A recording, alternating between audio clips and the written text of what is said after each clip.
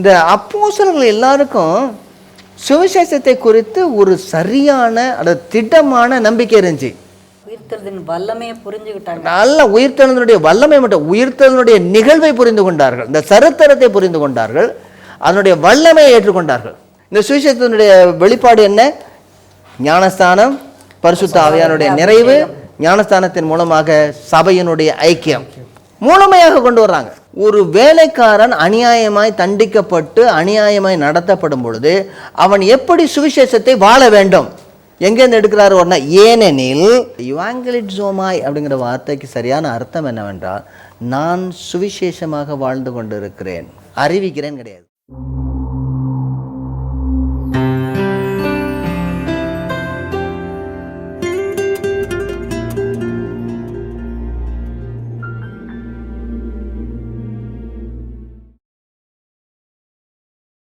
Salvation TV நேயர்களே, இது Ekta network வழங்கும் திருச்சபை அன்றும் என்றும். நாம் 100வது இந்த நிகழ்ச்சியினுடைய தொடர்ச்சியாக இதை நாம் நடத்துகிறோம். 100 நிகழ்ச்சிகள் கர்த்தர் பெரிய கிருபைகளை செய்தார். இதில் என்ன பார்த்து கொண்டு இருக்கிறேன்னா, ஒருவேளை நீங்கள் இதை இடையில பார்த்துருக்கலாம், இதனுடைய தொடர்ச்சி என்ன, எங்கே ஆரம்பித்தாங்க, என்ன செய்கிறாங்க அப்படின்னு சொல்லி தெரியாமல் இருக்கலாம். அதனால் இந்த 100 நிகழ்ச்சிகளையும் நாங்கள் தொகுத்து இந்த 2 நிகழ்ச்சிகளையும் பேசிக்கொண்டு வருகிறோம். இந்த 2 நிகழ்ச்சியை நீங்கள் பார்ப்பீர்கள் என்றால் இது தொடர்ந்து வரக்கூடிய நிகழ்ச்சிகள் உங்களுக்கு மிகவும் எளிதாக புரிந்து கொள்ள முடியும் என்று நினைக்கிறேன். இல்லையா? நமக்கே புரிந்து கொள்ள முடியுது இல்லையா, ஆண்டவர் எப்படி நடத்தியிருக்கார் என்று சொல்லி. இதுவரைக்கும் நம்ம என்ன பார்த்து கொண்டு வந்தோம் என்றால், எப்படி இந்தியாவிலே சபைகள் வளர்ந்தன, இரண்டாவதாக ஆதி அப்போஸ்தல சபைகள் எப்படி வளர்ந்தன என்று பார்த்தோம். முதலாவது எப்படி வளர்ந்தன என்று பார்த்தோம். அதற்கடுத்ததாக அது வளர்ந்தது மட்டுமல்ல, தராதரத்திலும் எப்படி வளர்ந்தன என்று சொல்லி பார்த்தோம். ஒரே ஒரு காரியத்தை மட்டும், ஒரு பிளைனி த யங்கர் அப்படின்னு சொல்லி ஒரு பொந்து தேசத்தினுடைய ரோம கவர்னர், ரோம ஆளுநர் 112வது வருஷத்தில், அதாவது கிறிஸ்துவனுடைய சகாப்தம் 112வது வருஷத்தில் டார்ஜன் என்று சொல்லக்கூடிய சீசருக்கு கடிதம் எழுதுகிறார். அவர் கடிதம் எழுதினுடைய நோக்கம் என்ன? அதாவது நிறைய கிறிஸ்தவர்கள் பரவி விட்டார்கள். அவர் எழுதுன சொல்கிறாரு, this contagious teaching is not only confined in the cities, it has spreaded in the villages and farms அப்படிங்கிறார். 112வது வருஷத்திலேயே பவுலடியார் கிட்டத்தட்ட 31 நகரங்களை தான் அவர் சந்தித்தார். பவுலடியார் மற்ற அப்போஸ்தலர்கள் செய்திருக்கிறாங்க. இந்த 31 நகரங்களிலே கட்டப்பட்ட பெரிய சபைகள், சிட்டி சர்ச்சஸ் என்ன சொல்கிறாங்களே, மெகா சர்ச்சஸ் இந்த நாட்களில் பீத்திக்கிட்டு திரிகிறாங்களே, அந்த மாதிரியாக கட்டப்பட்ட அந்த சபைகள் அவர்கள் ஆரம்பித்த கிட்டத்தட்ட ஒரு 50 வருடத்துக்குள்ளாக ரோம சாம்ராஜ்யத்தில் எல்லா இடத்திலும் பரவிடுச்சு, முழுவதுமாக பரவிட்டு. என்ன நடக்குது? கிராமங்களிலே, அவர் சொல்ற இது சபைகளில் சிட்டியில் மட்டும் கிடையாது, எல்லா கிராமங்களிலும், எல்லா ஃபார்ம் ஹவுஸ் நிறையா உள்ள இடங்கள், எல்லா இடங்களையும் பரவிடுச்சு. அப்புறம் என்ன சொல்கிறாருன்னா, அவர் எழுதும்போது, தயவுசெய்து நீங்கள் அதை படிக்கணும். நீங்கள் அதாவது லெட்டர்ஸ் 96 அப்படின்னு சொல்லியிருக்கோம். அதில் நீங்கள் கூகுளில் போனீங்கன்னா தேடி கண்டுபிடிக்கலாம். பிளைனி த யங்கர் அவர். அது மட்டும் இல்லை, சரி, அவர் என்ன கேட்குறாருன்னா, நாங்கள் யாரெல்லாம் சித்திரவதை பண்ணி அவங்கள மாற்றணும். ஏன்னா அவர் எழுதும்போது என்ன சொல்கிறாருன்னா, இப்போ கொஞ்சம் பரவாயில்ல, முன்பதாக பலி செலுத்துவதற்கு ஆடு மாடுகளை வாங்குவதற்கு ஆளுக்கள் கிடையாது, நம்முடைய கோயில்களுக்கு வரக்கூடிய வருமானங்கள் நின்று போய்விட்டன, இப்பொழுது யாருமே வருவது கிடையாது. இது ஒரு சாரார் மட்டுமல்ல, சமுதாயத்தில் எல்லா சாராரும் வருகிறார்கள், ஆண்களும் பெண்களும், படித்தவர்களும் படிக்காதவர்களும், ஏழைகளும் பணக்காரர்களும் இயேசு கிறிஸ்துவை ஏற்றுக்கொண்டு போகிறார்கள். நான் எழுதுவதனுடைய நோக்கம் என்ன?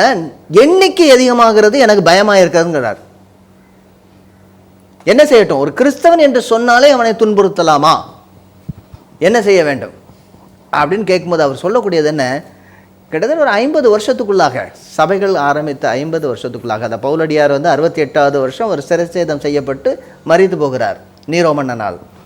அதற்கு பின்பதாக அநேக உபத்திரவங்கள் அல்ல எல்லாம் வந்த அனைத்து இந்த ரோம அதிகாரிகளும் ரோம சீசர்களும் கிறிஸ்தவத்திற்கு விரோதமாகத்தான் இருந்தார்கள்.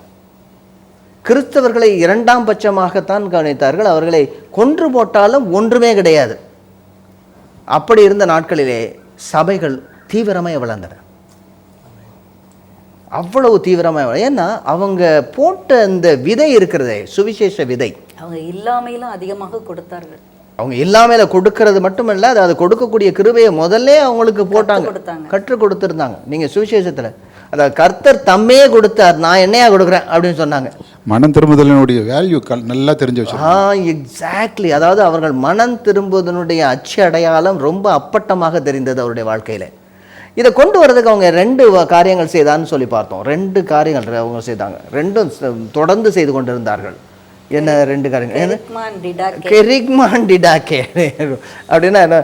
இந்த வார்த்தையை நம்ம சொல்லியிருக்கோம். நீங்கள் தயவுசெய்து அப்போஸ்தலர் நடவடிக்கைகளுடைய புத்தகத்தில் நீங்கள் 5வது அதிகாரத்துக்கு வாங்க, 5வது அதிகாரம் 42வது வசனத்துக்கு வாங்க. தினந்தோறும் தேவாலயத்திலேயும் வீடுகளிலேயும் இடைவிடாமல் உபதேசம் பண்ணி இயேசுவே கிறிஸ்துவென்று பிரசங்கித்தார்கள். 2 காரியங்கள், உபதேசம் பண்ணி பிரசங்கித்தார்கள். ஆக முக்கியமாக அவர்கள் முதலாவதாக செய்தது என்ன? இயேசு கிறிஸ்துவனுடைய சுவிசேஷத்தை சரியானபடி எல்லா இடத்துலையும் சொன்னாங்க.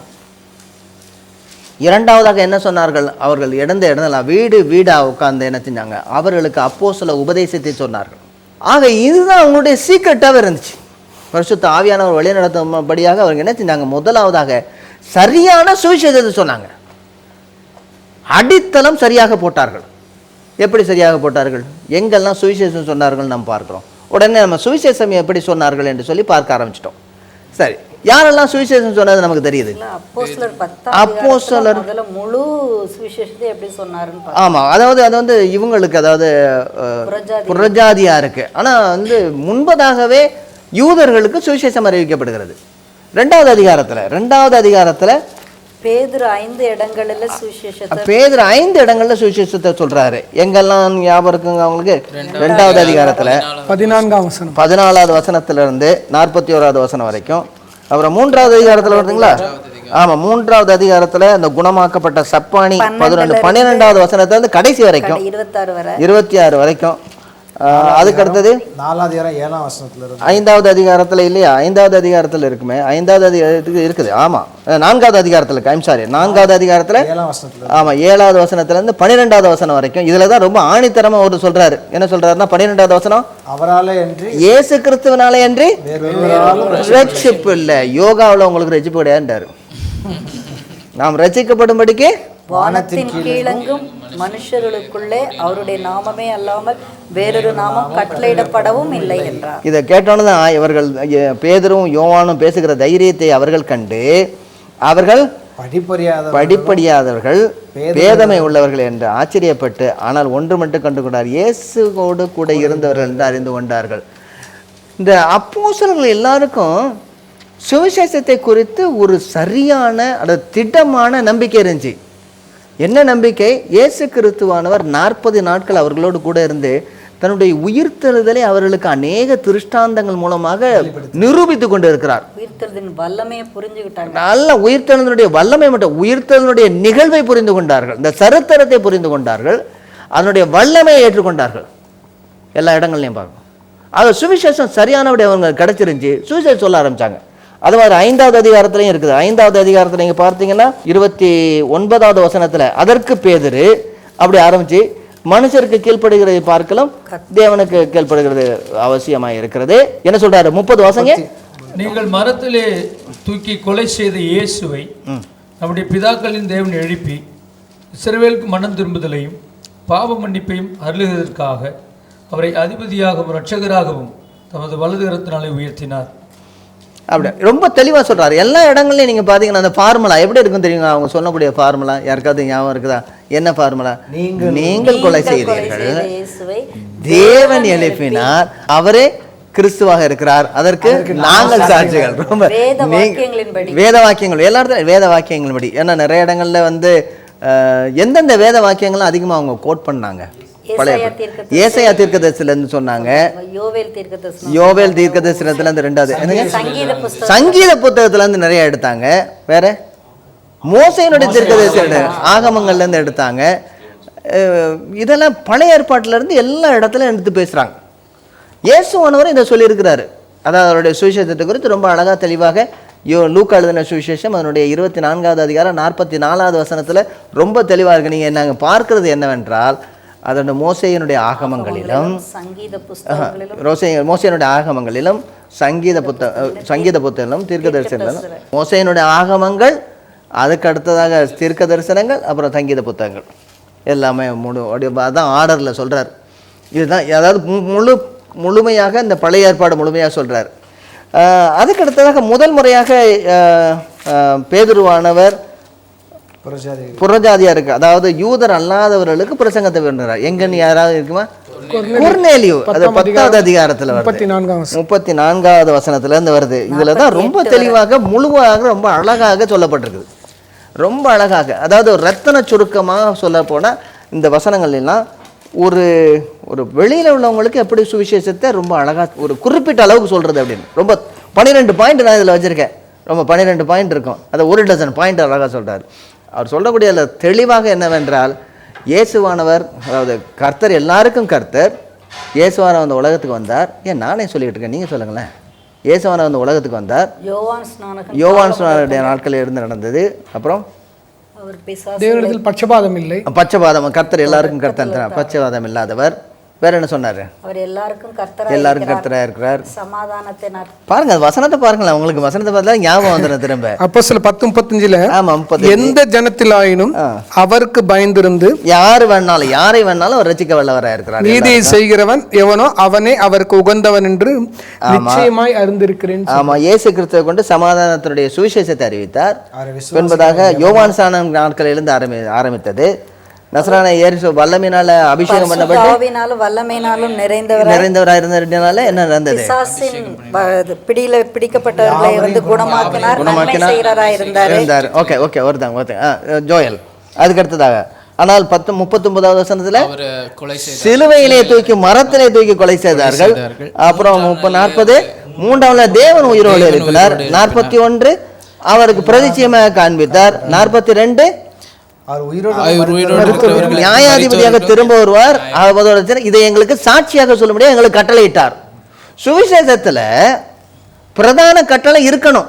நீங்க வித்து போடும் பொழுது, விதை போடும் பொழுது, விற்று போடும் பொழுது, எனக்கு விதை போடும் பொழுது சுவிசேஷத்தை சொல்லும் பொழுது இந்த சுவிசேஷத்தை நீனும் சொல்லணும்னு சொல்லிக் கொடுக்கணும்.